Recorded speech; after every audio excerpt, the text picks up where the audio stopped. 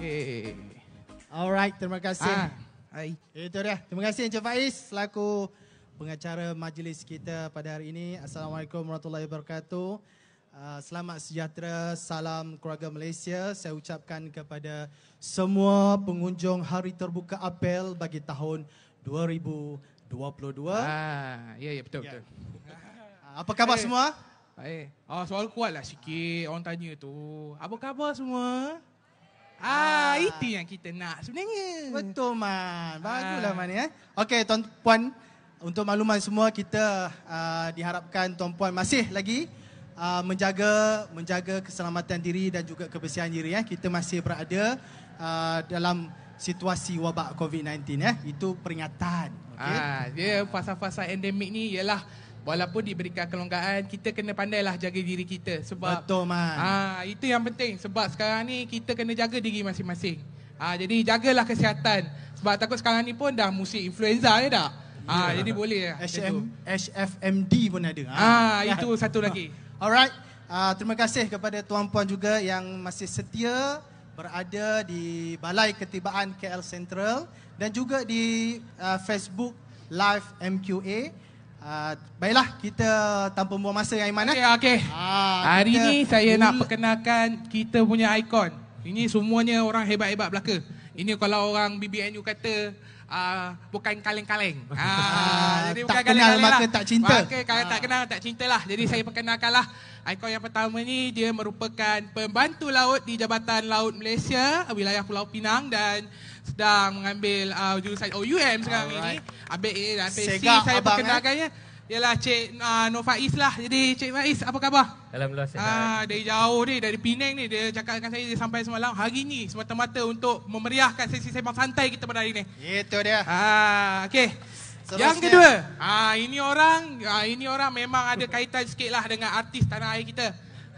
Kalau ni Big Boss, salah satu company di Kuala Lumpur ya. Bukan Kuala Lumpur. Okey. Dan dia merupakan calon graduan APEL tahap 7 dan melanjutkan pengajian di OUM dan sekarang ini saya perkenalkanlah Cik Bob Fauzi. Jadi Cik Bob Jeffrey, saya minta maaf. Bob Jeffrey. Jadi ialah memang Man, kalau kita jumpa orang yang hebat-hebat kadang-kadang kita memang tersasul. Kadang-kadang itulah tu. Okey, jadi apa khabar Cik Bob? Okey, baik. Okey.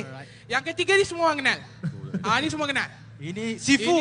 Saya pun tergigil-gigil pegang mic ni. Sifu ini Sifu MC kita. Kalau tengok TV1 kan, kalau TV1 pukul 8, muka Cik Syaril ni memang berada di TV seluruh Malaysia. Jadi saya perkenalkan lagi lah Cik Syaril Syarafuddin kita, personality TV RTM.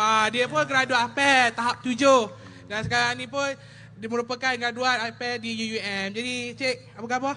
Alhamdulillah. Okey, baik. Okey. Jadi silakan. Baiklah, tanpa membuang masa kita teruskan dengan sesi sembang santai kita dengan pertanyaan yang pertama iaitu macam mana tuan-puan ni boleh tahu tentang apel ni dan apakah yang mendorong tuan-puan untuk melalui penilaian apel ini dan seterusnya dapatlah tuan-puan sekarang berada. Mungkin kalau tuan-puan dapat tahu daripada FB ke kan, daripada kawan-kawan yang mendorong rakan-rakan kan. Jadi boleh ceritakanlah sikit. Mungkin kita start dengan Cik Syaril dulu. Okey. Boleh mula? Sila. Dia punya moderator kiri kanan. Okey, Assalamualaikum warahmatullahi taala wabarakatuh. Tu suara pun. Itu suara tu mahal loh. Dia pancing Sila. Okey, apa khabar semua? Sihat Allahu Akbar. Saya ucapkan ribuan terima kasih kepada pihak MQA. Bos MQA pun ada sini, Profesor Datuk Dr. Shatta Safran pun ada. Dan Alhamdulillah kita dapat bersama pada hari ini rakan-rakan panel yang memang otai semuanya. So, bila ditanya soalan tentang apel ni, Cik Imran dengan Cik Aiman, kalau saya boleh mula beginilah. Tuan-tuan perempuan yang mungkin mendengar mikrofon ini di KL Central ini di mana jua anda berada, kalau yang jauh mungkin boleh dekatkan supaya kita dapat perkongsian ilmu ini. Saya nak cerita begini tuan-tuan perempuan. Jalan cerita kita ni kan berbeza-beza. Setuju tak? Ada orang jalan cerita dia dipermudahkan. Daripada UPSR ke PMR, dululah sekarang tak ada. Ke SPM, lepas tu masuk diploma, lepas tu buat ijazah, lepas tu buat master, lepas tu buat PhD. Cantik je jalan cerita dia. Dan kerja. Ada orang jalan ceritanya mungkin lepas SPM dia nak sambung diploma, mungkin ada masalah kewangan, ataupun mungkin ada masalah keluarga, ataupun mungkin dia sendiri tak minat belajar, maka dia pilih untuk kerja dulu. Dan lepas tu baru dia terdetik hati untuk sambung belajar. Ada juga macam tu. Ada orang jalan ceritanya yang memerlukan dia minat nak belajar, tapi dia kena kerja sebab nak bantu family, nak bantu adik-beradik dan sebagainya. Jadi tuan-tuan dan puan-puan, saya pun ada jalan cerita yang berbeza. Dan jalan cerita saya adalah dalam kategori C tadi. Saya habis diploma dulu, saya memang niat nak belajar lah, nak sambung degree dan sebagainya. Dan masa tu RTM ada buat audition, disebut sebagai program penyampai ikon. Dia program reality untuk cari wartawan dan pengacara baru lah. So saya dapat ijazah dan saya dapat tawaran ijazah dan saya dapat tawaran masuk ke RTM. So saya ada dua option, alamak nak kerja ke nak belajar. Bila saya tanya mak saya kata belajarlah, kenapa nak kerja dulu? Kalau boleh belajar dulu. Tapi saya nak sulung, mak ayah saya kerja dekat pasar malam. So saya ada 5 orang adik-beradik. So saya masa tu mungkin Tuhan bagi ilham kat saya, Rael, you kena kerja dulu, tolong adik-beradik you. So saya memilih untuk berkejaya dulu. Tapi dipendekkan cerita, akhirnya kalau kita ada niat nak sambung belajar, 10 tahun kemudian lepas saya berkejaya, saya searching dekat internet. So soalan tadi, di mana jumpa apel? Hasil kajian sendirilah. Sebab saya rasa 2019 saya jumpa apel, hasil carian saya di internet dan sebagainya. Dan baru saya tahu, oh rupanya ada cara yang mana MQA ni, dia bagi platform dekat kita. You ada diploma, tapi you ada pengalaman kerja yang panjang, maka you boleh convert pengalaman ni, terus buat master. Tak perlu buat ijazah. So saya rasa, wow, kenapa ramai orang tak tahu? Saya sendiri pun tak tahu. So that's why saya rasa peluang ni sangat-sangat bagus. Dan saya ni orang yang macam, kalau saya nak masuk ke medan perang, saya kena ada senjata yang cukup. Sebab saya macam, kalau saya nak pergi interview apa-apa, saya kena prepare. Yang prepare tu ambil masa 3 tahun. 2022 baru terdetik hati, prepare dokumen, prepare bahan-bahan portfolio, prepare diri, masuk untuk ujian nak ambil apel. Ujian aptitude saya lepas, portfolio saya lepas, temuruga saya lepas, dan Alhamdulillah 2022 ni baru dapat sijil apel A dan insya-Allah akan sambung dalam bidang sarjana soon lah. So tuan-tuan puan-puan, ruang yang disediakan MQA ni memang sangat best gila. Dan saya surprisingly Cik Imran, ramai lagi sahabat-sahabat saya tak tahu. So program MQA sebegini memang sangat-sangat best lah. Okey, saya semua mukadimahnya itu dulu. Baik, kita teruskan Cik Faiz pula. Cik Faiz macam mana pula jumpa apel ni? Okey, bismillahirrahmanirrahim. Terlebih dahulu saya ingin mengucapkan terima kasih, jutaan terima kasih kepada pihak MQA, sama-sama, Apple Center OUM dan Jabatan Laut Malaysia kerana memberi pelepasan untuk saya berada di sini hari ini. Okey, untuk Apple Center saya jumpa di laman web MQA pada tahun 2018. Semasa tu saya tengok macam apa ni, ada Apple ni. Saya pun cuba dapatkan maklumat dengan kawan-kawan saya. Mereka pun tak pastilah apa sebenarnya produk tu. Jadi saya tangguhkan dulu niat saya untuk mengetahui lebih lanjut lah. Tapi pada 2020 saya telah menghadirkan diri ke OUM Seberang Jaya untuk mendapatkan maklumat lebih lanjut berkenaan Apple A ni. Sebab saya ni asalnya bukan seorang student yang cemerlang lah. SPM saya, matematik saya dapat 8. Kalau dulu dapat 8 ni, kita tak boleh buat diploma. Boleh buat CJ saja. Jadi bila dengan platform ni, saya rasa satu peluang kemasan yang harus saya ambil. Saya rebut. Saya tak boleh sia-siakan peluang ni. Jadi apabila saya hadir ke OUM Seberang Jaya, mereka menjelaskan dengan lebih terperinci lah. Okey, dorongan untuk saya mengambil kursus ni, saya bagi satu contoh lah. Isaac Newton, dia beritahukan setiap benda yang ke atas akan turun balik ke bawah. Iaitu adalah teori gravity. Kita guna pakai teori gravity tu sebab dia adalah seorang sarjana yang qualified. Cakap orang qualified ni dengan yang tak ada kelayakan ni ada beza, nilai dia ada beza. Jikalau saya sebagai seorang yang tak qualified, saya beritahu benda yang naik atas jatuh, orang nanti kata semua orang tahu benda tu. Jadi itu gunanya qualification, mendorong saya untuk mendapatkan kelayakan secara formal. Baik, terima kasih. Okey, baik. Okey, Cik Bob pula, macam mana boleh jumpa, boleh tahu pasal apel ni sebenarnya? Assalamualaikum, selamat tengah hari semua. Nama saya Bob. Terima kasih kepada pihak MQA kepada invitation hari ini. Sikit sebanyak sama dengan jalan cerita daripada bicara dengan Cik Faiz. Saya mengetahui apel ni daripada laman web OUM. setelah saya buat carian macam mana untuk saya langsungkan pelajaran saya, setelah berapa lama saya bekerja dalam 10 tahun pada masa itu, saya tengok macam mana saya nak convertkan saya punya experience kepada satu certification. So dengan cara self learning carian dalam sasawan, saya jumpa dengan OEM dan dia lead me to MQA punya website. Itu saya dapat tahu mengenai pasal APLA dan disitulah mula saya punya perjalanan cerita dengan APLA lah. Alhamdulillah. Alright, okay. Perjalanan cerita ketiga-tiga panelis kita ni hampir sama, iaitu carian sendiri Itu bermakna mereka ni mempunyai semangat yang jitu untuk betul. meningkatkan kelayakan akademik mereka dan juga kerjaya mereka sendiri. Betul lah, Betul seperti mana pepatah kata kan. Ada pepatah kalau, Iman? ada pepatah. Apa, Kalau Man? tiada dipecahkan ruyung, mana nak dapat sagunya betul kan. juga. Kalau kita Usaha nak sendirilah. sahkan sesuatu, kita kena berusaha lah ke arah situ. Dan satu lagi, laman website MQA sangat membantu kepada calon-calon ataupun panelis kita ataupun calon-calon di luar. Okey, seterusnya kita akan pergi ke soalan yang kedua. Masa ambil apel ni, penilaian apel ni, nak tahu ni susah ke tidak? Kan kena membanting tulang ke, nak sediakan portfolio, kena pergi ke lapangan ke, dan macam-macam lagi lah. Kena hantar portfolio guna burung ke kan, mana tahu kat kaki terbang susah sangat kan. ni. Tak tahulah. Jadi boleh tak berkongsi, kita mulakan dengan Cik Bob? Untuk penilaian APLA, prosesnya agak straightforward lah bagi saya.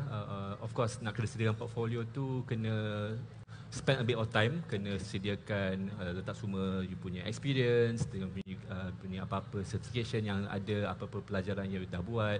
And then seterusnya selepas semua diterima, pergi buat the test, aptitude test dekat OEM.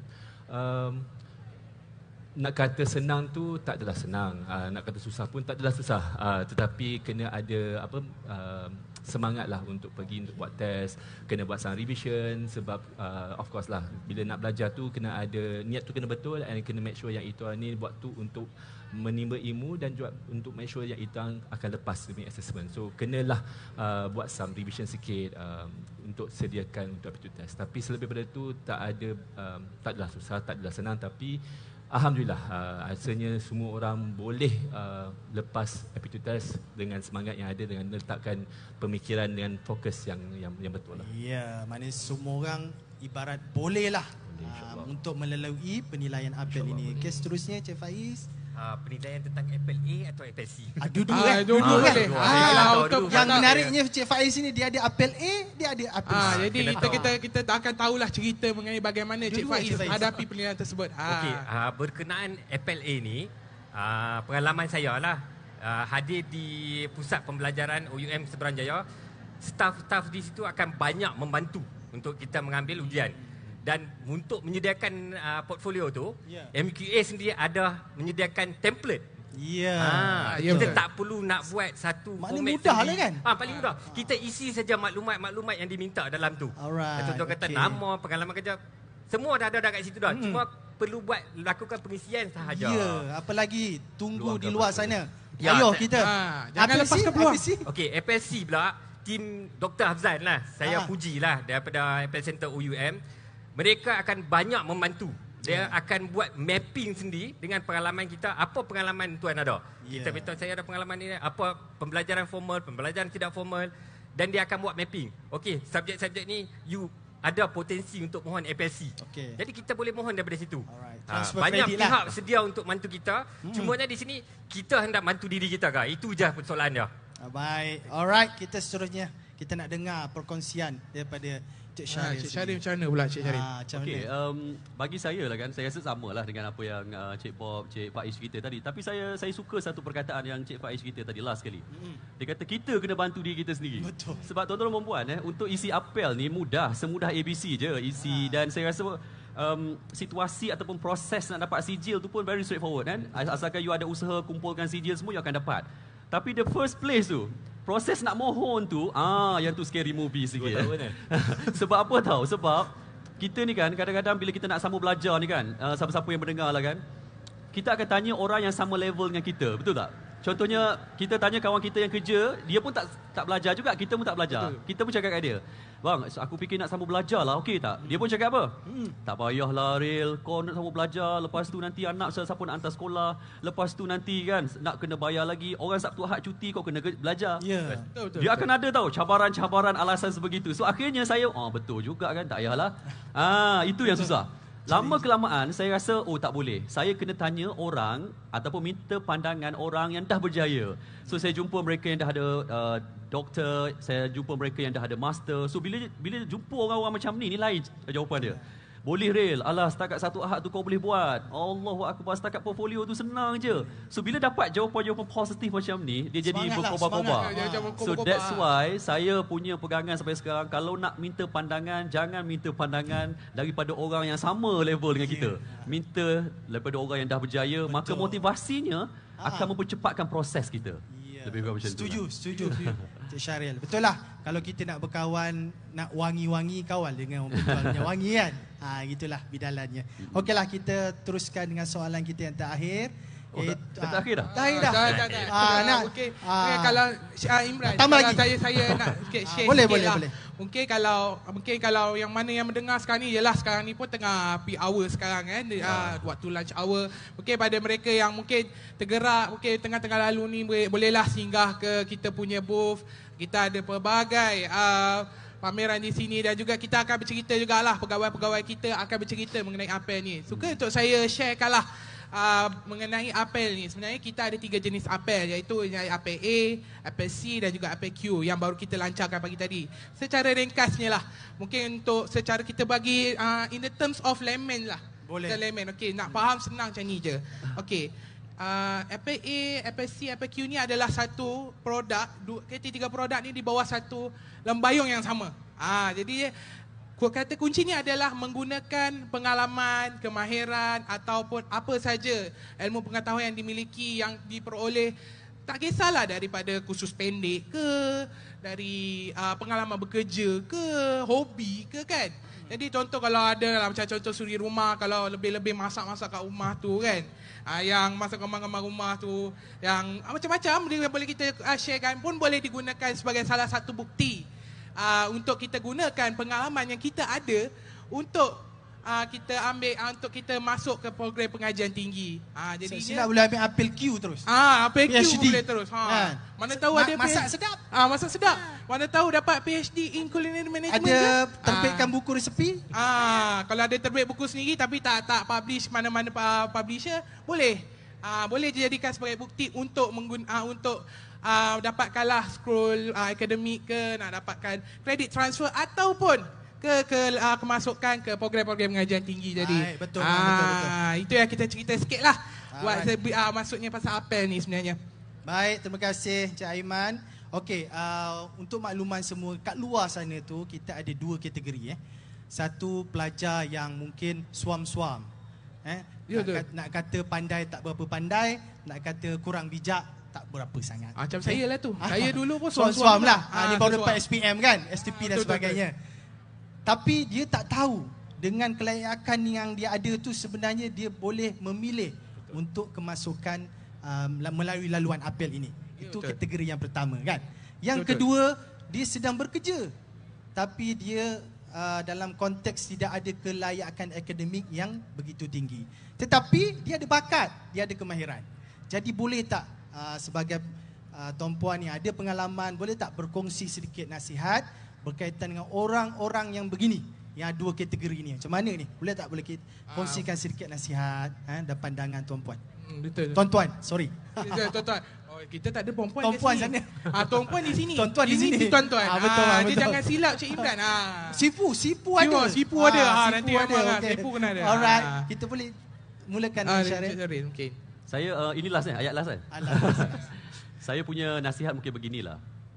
Mana mungkin kita boleh bezakan matahari dan bulan, kerana keduanya bersinar di waktu yang berbeza. Mana mungkin kita boleh bezakan anak-anak ataupun diri kita dengan orang lain, kerana masing-masing punya kepakaran yang berbeza. Tuhan ciptakan kita masing-masing punya kekuatan yang berbeza. Saya dengan Cik Aiman, mungkin Cik Aiman lagi bagus dalam hal lain, saya okey dalam hal lain. Maksudnya, setiap orang Tuhan ciptakan ni dia masing-masing punya kekuatan yang berbeza. That's why tuan-tuan dan puan, MQA melalui apel, dia mengiktiraf kekuatan yang berbeza tu. Dia mengiktiraf bakat kita, dia mengiktiraf kepakaran kita dalam kerjaya. So tuan-tuan dan puan yang sebelum ni ada SPM yang mungkin rasa kecewa ataupun mungkin rasa rendah diri dengan sahabat-sahabat, oh dia ada PhD, dia ada doktor, dia ada master dan sebagainya. Rasa rendah diri. Inilah ruang yang paling best untuk kita buktikan kita boleh sama level dengan mereka. That disebabkan kita ada kepakaran dalam kerjaya kita. So, jangan rasa rendah diri lagi yang menonton kita dekat Facebook, adik-adik kita. Ini ruang yang terbaik untuk kita upgrade diri kita kerana bila kita ada qualification yang baik, maka dalam kerjaya dia akan ada penambahbaikan lah. Dia akan ada penambahbaikan. Sentiasa. It's continuous. Sadaqallahul azim. Terima kasih. Terima kasih. Saya tengok tiap malam tengok Cik Syaril di Tan TV1 kan. Oh macam ini kalau dekat TV pun dah macam dah macam memukau. Kalau dah jumpa depan-depan saya rasa macam live kat RTM lah. Live kat RTM. Kita lepas ni mungkin kita pergi Angkasa Puri mungkin lepas ni. Cik Syaril penerbit. Penerbit. Okey insya-Allah. Kalau ada job-job lebih panggil lah. Boleh lah. Okey, Cik Bob macam mana? Boleh berkongsi sedikit nasihat kepada yang di luar. Belajar tu satu proses yang berterusan. Kita kena sentiasa belajar menimba ilmu, tak kira peringkat umur mana ataupun di mana tahap kita berada. Satu petikan saya selalu refer Zig Ziglar, if you are not willing to learn, no one can help you, but if you're determined to learn, no one can stop you. Dengan ada ilmu dalam kita punya senjata untuk kita mendaki kejayaan yang lebih bagus. Bukan hanya kejayaan, dalam juga itu punya kehidupan. Sebab kadang-kadang apa yang kita belajar tu boleh diguna pakai untuk keluarga, untuk self improvement, macam-macam benda yang kita boleh buat. So dengan kata lain, untuk belajar tu kena start dengan diri masing-masing. Tak ada orang boleh paksa, tak ada orang boleh kata oh you kena belajar. Dia kena datang dengan satu niat yang betul, betulkan niat apa yang nak achieve. Dengan itu harap semua orang boleh tengok balik apa yang kita boleh buat. Sebab ilmu ni tak rugi belajar. Sebab rasanya bukannya belajar dengan top classification, dengan short courses semua tu penting untuk kita improvekan diri kita yang yalah kita ni bukan manusia yang perfect kan. So kita kena menerima ilmu yang yang seeloknya untuk kita orang jadi orang yang lebih elok dan how can we contribute back to the nation. That's always been my aspiration. So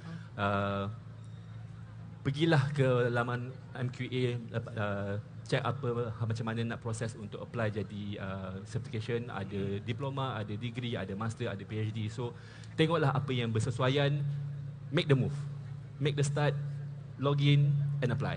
Alright, terima kasih. Terima kasih Cik Bob. Mungkin sikit nasihat daripada Cik Faiz kita kepada mereka di luar sana. Saya kongsikan satu quote daripada Thomas Edison. Opportunity is missed by most of the person because it is dressed in overall and it looks like work.